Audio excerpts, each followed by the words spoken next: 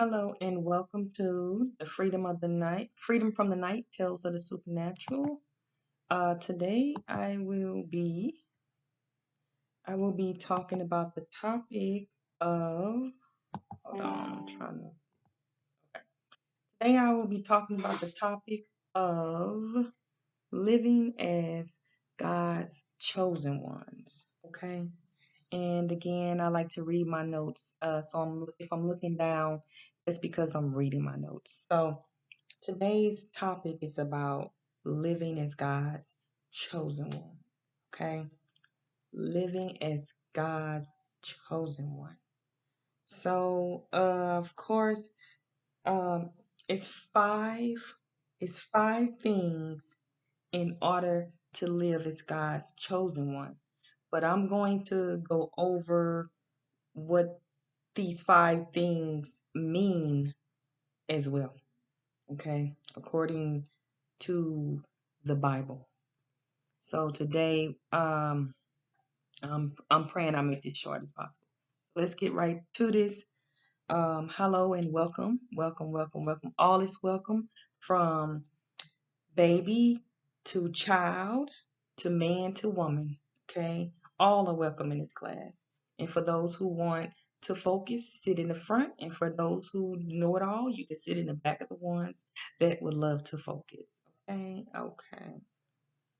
Anyway, so let's keep this going. Are you ready?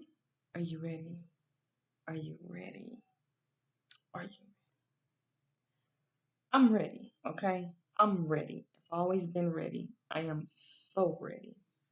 So today I just want to get this over with and to come to you all with living as God's chosen ones. But it's still living as God's people, okay? And mainly just living as God's people. But it's called the chosen ones because many are chosen, but few will follow as God's people in his righteousness, right there alongside his son, Jesus, and in his image of his son. A lot of those people will not choose that image. A lot of people choose the flesh and the image of their history long time ago, and they only riding off the egotistical side of themselves, which is not the good of God. So a lot of people are not following in being of God's children, God's people. So living as God's chosen ones. So number one is five things in order to live as God's chosen one. And that is number one, write this down. Number one, laying aside all malice. hmm Laying aside all malice. What does that mean according to the Bible? And let me just let you know in my notes. Uh, Meaning that if something is done in malice, if you're doing the opposite of laying aside, laying it aside, and you're taking and you're going in it, it means that and first of all, you're an operation of your body and your flesh. Okay. Your mind is taking over you. It has possessed you into doing things that you have no business doing. Okay. And malice is the number one thing that you can come up with because number one, malice means your intentions, what you're plotting, what you're wanting to manifest, what you're wanting to do, what you're wanting to attract are your desires, what you're passionate about, what it is that you passionately do every day on a day to day basis to do evil, okay? Because at the end, your ending is evil, okay? And you're wanting to get it done and quickly. Who knows what it's all about, what agenda that you could be about, but you're wanting to get this done because it's on your body. It's causing you to shake overzealous in an overzealous type of way, in which God says we are not to be overzealous, but it's causing people to be very much so overzealous, okay? And the desires just coming from them, and it's not of God.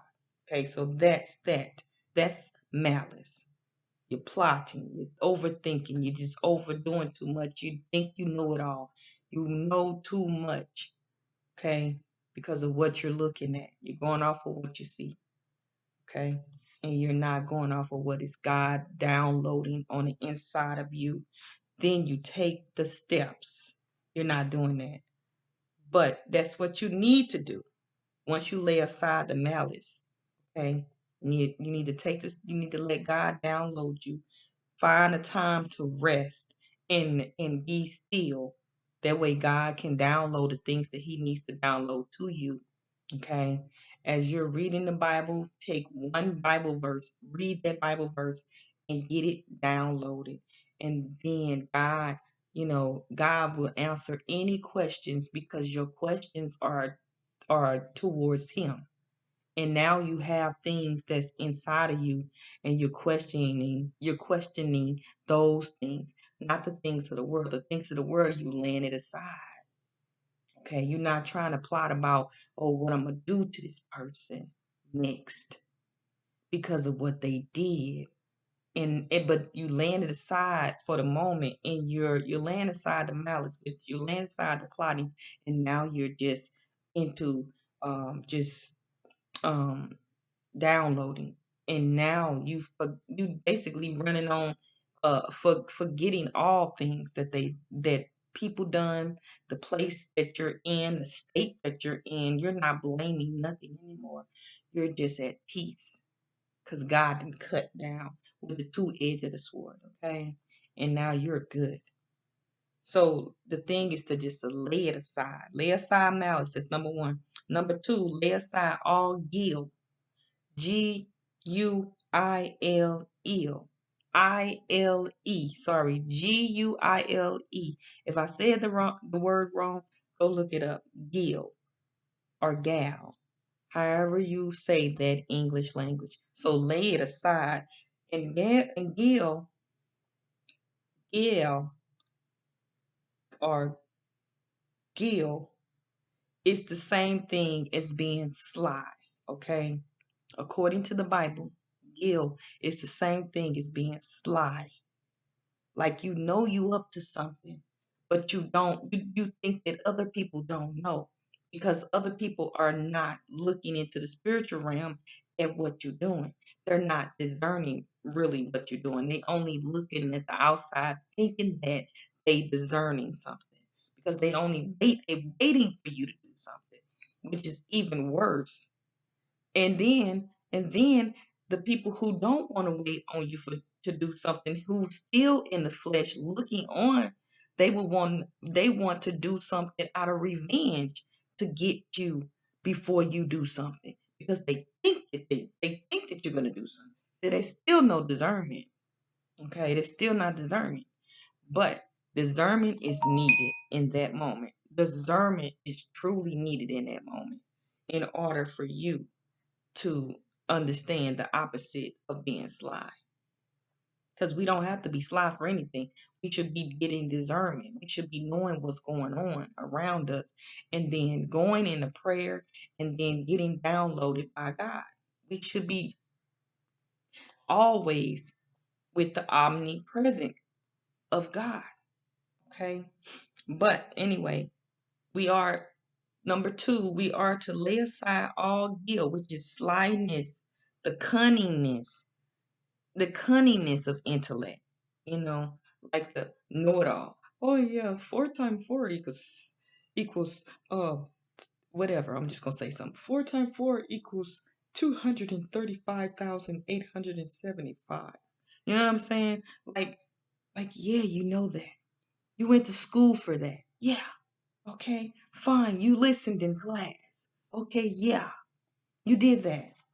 But that's cunning. Because what lies underneath there is nothing of God. Nothing. It's just they know it all, but don't know nothing at all. You understand?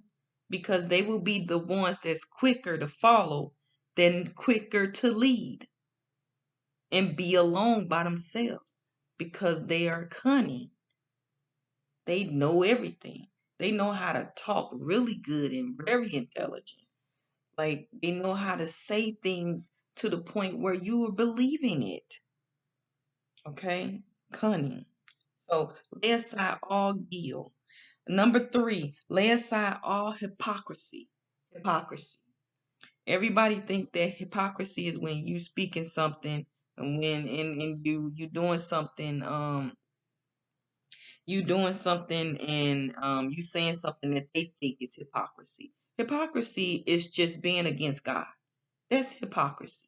Hypocrisy is being in a whole nother image that you think that you're supposed to be in, which is your ego and pride image of your mama and your daddy, your sister and your brothers and your family members, and you got all of their characteristics, and you relying on all of that, okay? And you stepping against somebody else because you feel like all of the things that you know compared to this other person, they know nothing. You think that it's okay that what you doing is fine. But that's hypocrisy. Because hypocrisy means like in other things about hypocrisy, you think you know more than God. You think that you are God. You think that you can walk and talk and do whatever you please, which is what I just said. And you cannot. It's not in your will to do things against God. That's hypocrisy. That's hypocrisy. And nobody can tell you just because it's 50 million people agreeing with them versus you by yourself that you wrong because you standing by yourself. That's hypocrisy. Okay? No.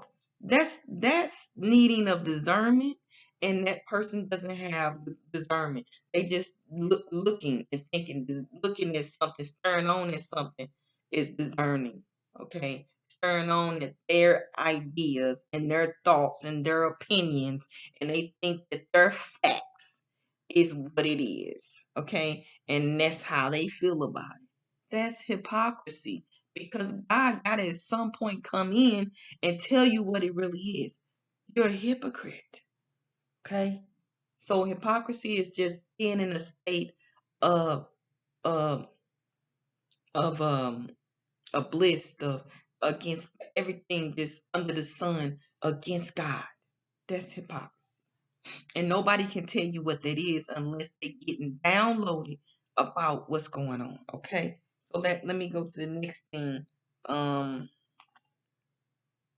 So again, hypocrisy is when you put yourself above someone else and you walk in it like you're God.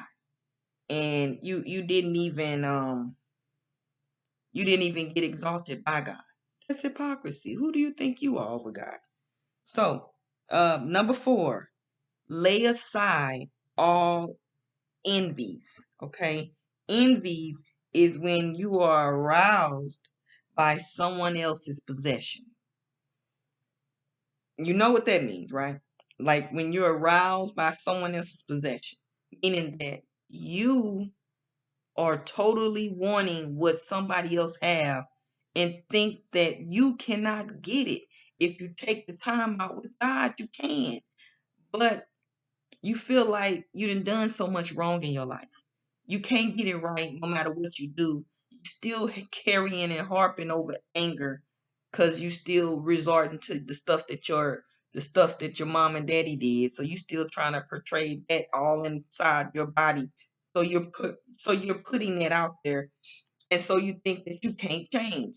But if you let go of the idea of your facts and your opinions and all that different stuff that added up to you as what the household you lived in, then if you let all that stuff go from your household trauma and just get in the presence of the omnipresent of God, I'm telling you, you would not worry, or you would not be in the mindset of worrying, because worrying causes fear. And that puts you in the mindset of envy, because now you're envying somebody and now you want what they got, which could be anything. Could be anything. You probably just want their character, period. So you want to be attached to that person just so you can know something else because you will know it all. All right? So you just still staying stuck to being a know it all. All right? So number five. Number five is lay aside all evil speaking. Okay. Number five is lay aside all evil speaking, which is meaning gossiping against somebody. Okay. That's all evil speaking is when you take the time out to gossip about somebody's character and you slander their name. Okay. You slander their name. You talk about them real bad. And then here comes the after that the after effect of talking about that person to the point where you build up this whole image about them and you didn't build up an image in yourself about God's son Jesus. You didn't build that image. You built up a whole image against that person because the image you're in is not of God, of God's son Jesus. So you would rather go and mess with somebody else's image and mess their image all up because you feel like I ain't changing. I'm not doing nothing. I am who I am. And plus who I am, it puts me in a crowd and I don't have to be alone by myself walking with you because I'm a follower. I do what everybody else says.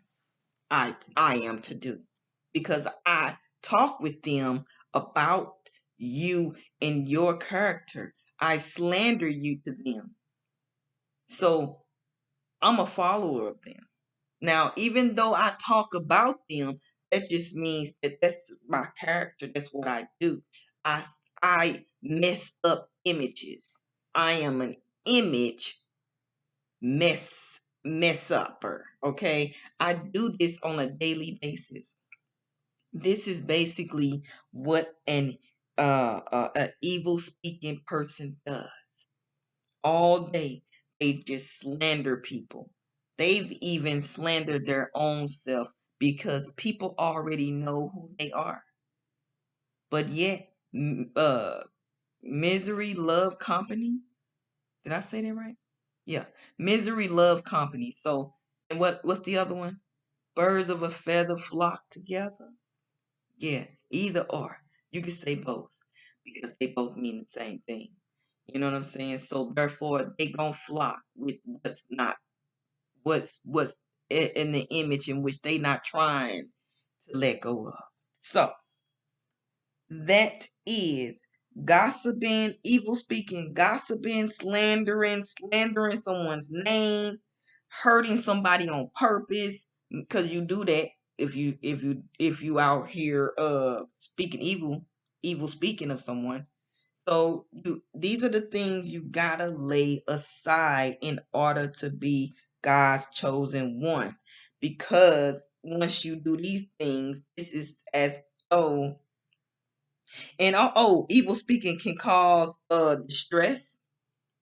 It can cause something to bring sorrow to you, sadness to you. Evil speaking can be in a where when somebody start evil speaking against you, they can start a quarrel, meaning a fight. They can start a fight with you. They can start an argument with you. They can start trying to do different things against you by bringing some other woman or some other man into to the equation to get rid of you and make it seem like they didn't do nothing against you later on down the line because you didn't see it coming, right? So that's evil speaking because speaking ain't got to only come from the mouth. It can come from the deed and the thought, okay? All right. So and the reason why you are to do all five of these, lay aside all malice, lay aside all guilt, lay aside all hypocrisy, lay aside all envies, lay aside all evil speaking, is because you are doing this as desiring as a newborn baby. Okay, a newborn baby, with the milk of the word, so that you can grow, knowing that the Lord is gracious, and that's it. And you walk in that, you talk in that, you think in that, you do in that. Okay, and that's it. So that's all I wanted to say to you. Have a good day. Bye bye.